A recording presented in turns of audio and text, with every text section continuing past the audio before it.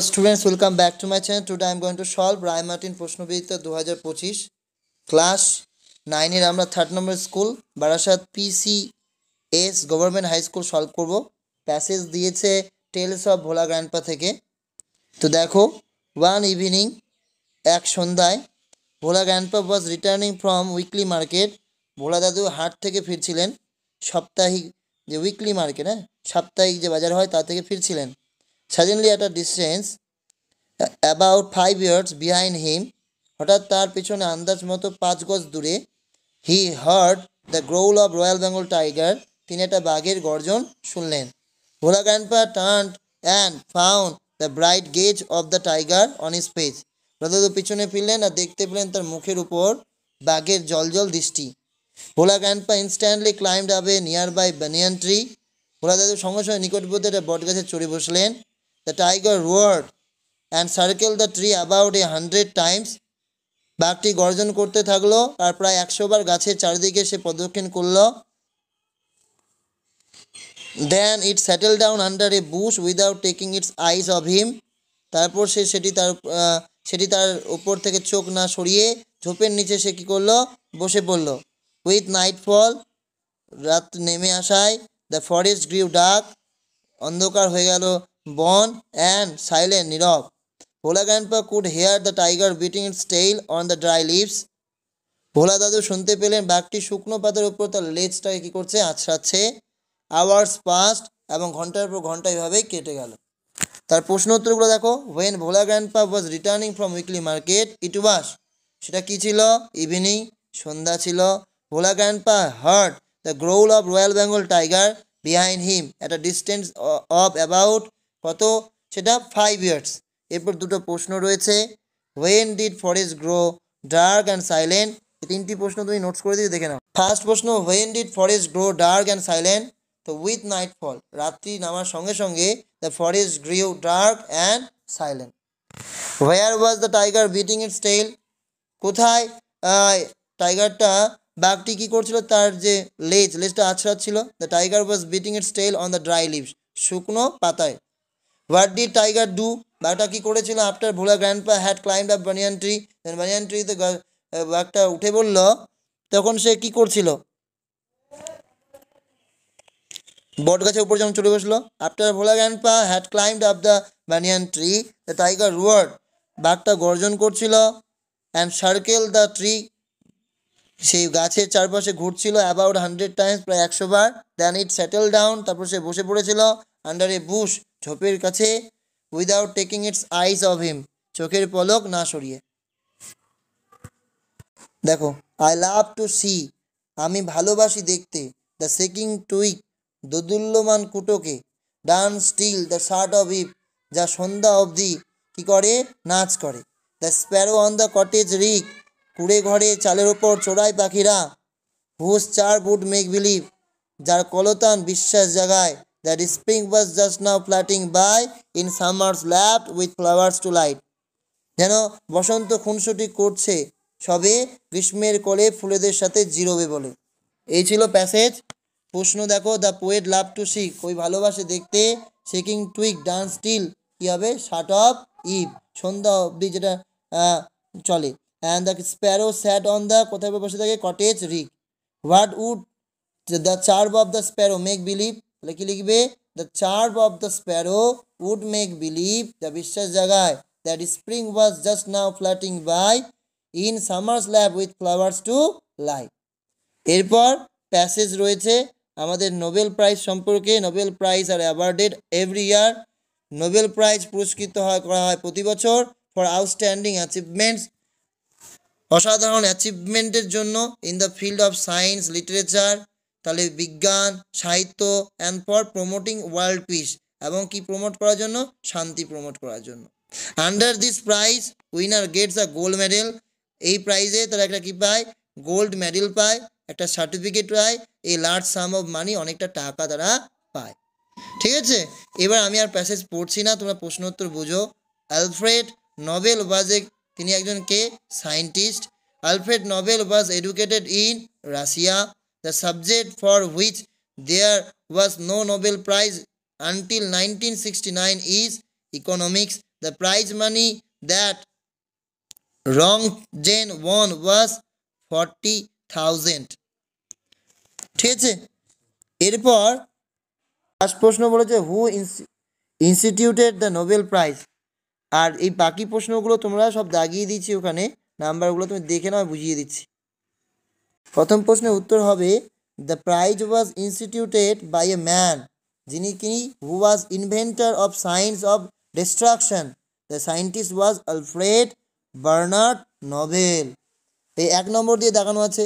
একই রকম 2 নম্বরে এর প্রশ্ন উত্তরটা তুমি বুঝে নাও। পরের প্রশ্নটা কি রয়েছে 2, what are the fields in which Nobel prize are গ্রহণ গিভেন। গুছিয়ে নিবে কোন কোন ফিল্ড, প্রথমে ফিল্ডগুলো লিখে নেবো, তারপর বাকিটা সম্পূর্ণ লিখে দেবো। দেখো তাহলেই পেয়ে যাবে। This prize given the person of the most outstanding contributor in 6 fields. সেগুলো কি কি? ফিজিক্স, কেমিস্ট্রি, লিটারেচার, সাইকোলজি আর medicine and peace and economics. বা তোমরা যদি ওখানে তুমি physics, chemistry, literature, psychology, medicine, peace and economy লিখে বাকিটা লিখে দাও, তাও হবে। পরের question, what was Alfred Nobel's invention. Alfred নোবেলসের কি ইনভেনশন? এই জায়গায় দেখো লাগিয়ে দেওয়া আছে 3 নম্বর দিয়ে, হি ইনভেন্টেড ডিনামাইট। তো এইটা হচ্ছে তার অ্যান্সার। একই রকমভাবে দেখো 4 নম্বর লাইনটা যে আছে, the first Nobel prize was given Roentgen on 10 December 1901 for his outstanding research in X-ray. এটা 4 নম্বর উত্তর হবে। অ্যান্ড বাকিগুলো প্রশ্নের উত্তর। আমি সি নম্বরের প্রশ্ন যে উত্তরটা সেটা হবে, if there are more than one recipient of the prize is one field, the prize money is equally distributed among all these winners. তো এগুলো দাগিয়ে দিয়েছি, এগুলো লাইন তোমাদের অ্যান্সার হবে। এরপর রিরাইট অ্যাজ ডাইরেক্টেড। এরপর দেখো প্রশ্ন উত্তরগুলো। He is proud of his strength. এখানে নাউন ফর্মে করতে হবে। প্রাউডের নাউন ফর্ম মনে রাখবি প্রাইড। আমরা জানি এই নাউন ফর্মটা কোথায় বসে? সাবজেক্টে শুরুতে বসে, নতুবা ভার্বের পরে অবজেক্টের জায়গায় বসে। তো হি ইজ প্রাউড, সে গর্বিত। তাহলে হি takes pride in his strength. তো আমরা এই প্রাইড কথাটা যখন প্রাউডে যায় প্রাইড লিখলাম, আর ভার্ব হিসেবে আমরা কি নিয়ে আসলাম? টেক। সে নেয় কি? প্রাইড, গর্ব নেয় ইন হিজ স্ট্রেংথ, তাহলে স্ট্রেংথের জন্য he takes pride in his strength. এরপর কম্পাউন্ড সেন্টেন্স বলেছে, he is too much afraid to protest. Compound, তাহলে এই টু উঠিয়ে আমরা ভেরি করলাম, he is very much afraid. আরেকটা টু এখানে শো করলাম, তারপর subject he can not protest. এই যে শো, এই দেখতে পাচ্ছ, he is very much afraid so he can not protest. এটা কিন্তু হচ্ছে আমাদের compound sentence. Tom you will not die, affirmative, হ্যাঁবাচক লিখতে হবে এটা। Tom you will not die, হ্যাঁবাচকে লিখবো, তাহলে ইউ উইল লিভ। টম তুমি কি যাবে? বেঁচে থাকবে। ঠিক আছে। Everybody loves his parents, interrogative sentence করতে বলছে প্রশ্নবোধকে। এই এভরিবাডি যদি কথাটা থাকে তখন হু ডাজ নট কথাটা লাগিয়ে দিতে হবে। আর যেহেতু ডাজ কথাটা আগে ব্যবহার করছি, তাহলে লাভস আর লিখবো না, শুধু লাভ লিখবো। Who does not love his parents, কে ভালোবাসে না তার পিতামাতাকে? কোশ্চিন মার্ক করে দাও, তাহলে হয়ে গেল। He was tired and stop working, সে ক্লান্ত এবং সে কি করেছে? কাজ করা থামিয়ে দিয়েছে। সিম্পল সেন্টেন্স করব। এটা আমরা কোথাও গিয়ে ইনফিনিটিভ করব, সরি এটা ইনফিনিটিভ না, পার্টিসিপল করব, কারণ দুটোরই সাবজেক্ট কিন্তু সেম। আর প্রথম কাজের পর দ্বিতীয় কাজটি হচ্ছে। প্রথম কাজটা কি? ক্লান্ত হওয়া।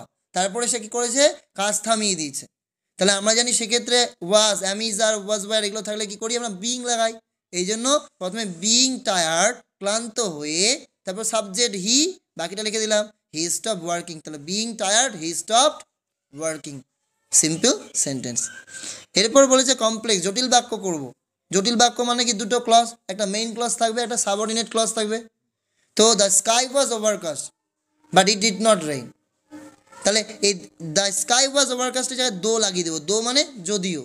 যদিও দ্য স্কাই ওয়াজ ওভারকাস্ট, বাটটা উঠিয়ে দেবো। ঠিক আছে, নিয়ম, বাটটাকে উঠিয়ে দেব, শুরুতে দো লাগিয়ে দেবো। Though the sky was overcast it did not rain. এরপর payment made in aid of common fund, এটাকে বলা হয় কন্ট্রিবিউশন। আনসিনে প্যাসেজ থেকে আমাকে ভোকাবুলারি উঠাতে হবে যার same meaning. Very large, fabulous, one who receives, recipient, course of critical investigation, research. আর এখান থেকে তোমাদের পটেটো চিপস, এটা হচ্ছে প্রসেস রাইটিং, এটা ইম্পর্টেন্ট হবে। ইন্ট্রোডাকশন প্রথমে দিতে হবে আর আমাদের প্যাসিভ ভয়েসে করতে হবে আর লিঙ্কার যোগ করতে হবে। Potato chips is popular among the foodies of all ages, সব বয়সের ভোজন রসিকের কাছে আলুর চিপস খুব প্রিয়। It can be prepared by following steps, যেমন to prepare potato chips, at first কী করবো, potatoes are bought from market, বাজার থেকে কিনে নিয়ে আসবো। Then the potatoes are clean properly and cut into fine thin pieces. After that তারপর কী করবো, সল্ট অ্যাজ পার টেস্ট অনুযায়ী সল্ট, লবণ অ্যান্ড স্পাইসেস মশলা আর added to the thinly sliced potatoes pieces. Thereafter তারপর কী করবো, ওয়েল ইজ হিটেড, তেল গরম করবো, in a container and the potato pieces are fried deep till the color changes into deep brown. চিপসগুলোকে ঘন বাদামি না হওয়া পর্যন্ত ছাকা তেলে ভাজতে হবে। ইমিডিয়েটলি সঙ্গে সঙ্গে আফটার দিস তারপর the fried potatoes pieces are pack to retain its crispness. At last সবার শেষে দ্য প্যাকেটস আর লেভেলড, অবশ্যই প্যাকেটটাকে লেবেল করে নেব, and sold in the market, বাজারে কি করে দেবো, বিক্রি করে দেবো। Thanks for watching this video.